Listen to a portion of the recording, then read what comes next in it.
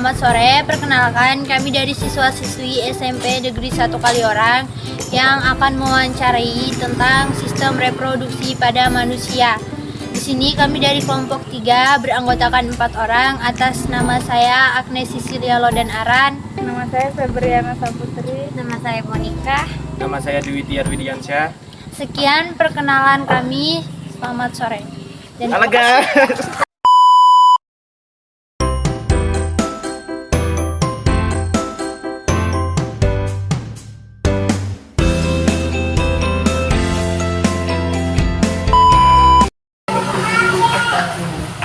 Selamat sore, kami dari siswa-siswi SMP Negeri 1 Kaliorang. Jadi di sini kami minta waktunya sebentar. Kami mau mewawancarai tentang masalah reproduksi pada manusia. Iya. Boleh diperkenalkan, nama saya Agnes Sisilia Lodan Aran. Nama saya Febriana Saputri. Nama saya Dwi Tiar Widiansyah. Nama saya Monika. Ya, sekarang boleh Kak perkenalkan nama kakak. Perkenalkan, nama saya Sri Darmawati. Saya staf dari UPT Puskesmas Kaliorang yang bertugas di Desa Bukit Makmur sebagai penanggung dan penanggung jawab Desa Bukit Makmur. Di sini ada adik-adik SMP dari Negeri 1 Kaliorang akan mengajukan beberapa pertanyaan dan saya akan mencoba merespon dari pertanyaan tersebut. Ya, dimulai dari saya dari pertanyaan pertama. Di sini saya mau bertanya, apakah terapi pergantian hormon untuk menopause berdampak buruk bagi wanita? Iya, jadi terapi hormon itu sendiri sebenarnya kalau untuk menopause itu iya pasti berdampak, kemungkinan ada berdampak buruk karena akan menyebabkan penyakit kardiovaskuler, terus itu penyakit tromboembolipena dan penyakit kanker lainnya. Karena itu kan ada penambahan hormon di situ. Sebenarnya walaupun bukan pada menopause, intinya jika ada penambahan hormon di dalam tubuh itu akan berdampak dengan tubuh seseorang. Yang kedua, bagaimana terjadinya fasilasi hingga menjadikan janin yang kembar? Jadi yang menyebabkan janin kembar itu ketika pembuahan sel telur itu sebenarnya sel telurnya hanya satu, tapi dibuai oleh sperma dan setelah dibuai itu melakukan pembelahan lagi jadi dua. Itulah yang menyebabkan bayi kembar. Ya? Jadi kalau yang bayi tunggal itu kan setelah dibuahi memang hanya satu, tapi kalau bayi kembar itu setelah dibuahi dia melakukan pembelahan lagi jadi dua. Makanya bayinya kembar dengan sel yang sama. Ya. Apa saja contoh penyakit yang dapat menyebabkan sistem reproduksi pada manusia?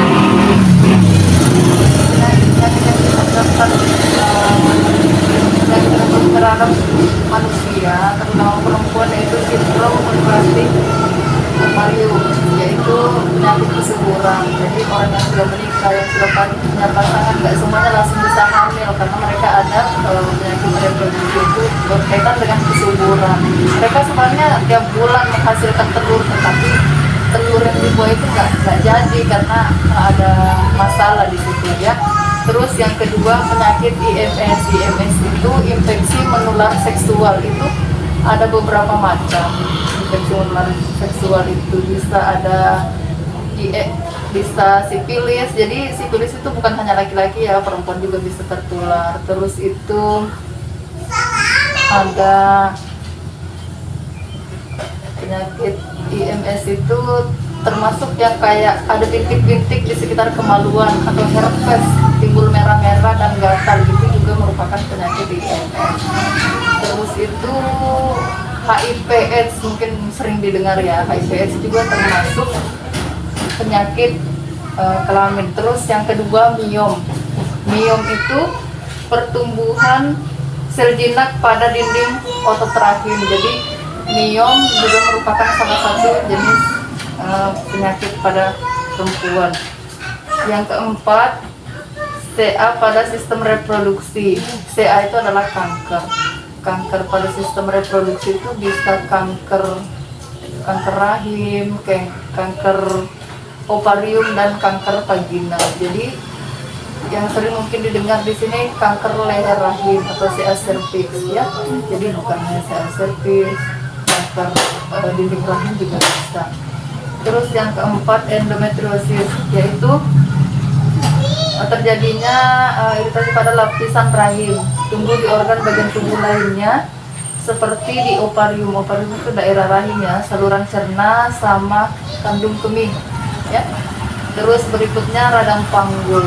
Radang panggul itu bisa diakibatkan karena masuknya bakteri atau virus lewat vagina, tetapi yang ditempati radang ini adalah panggul dan sekitarnya.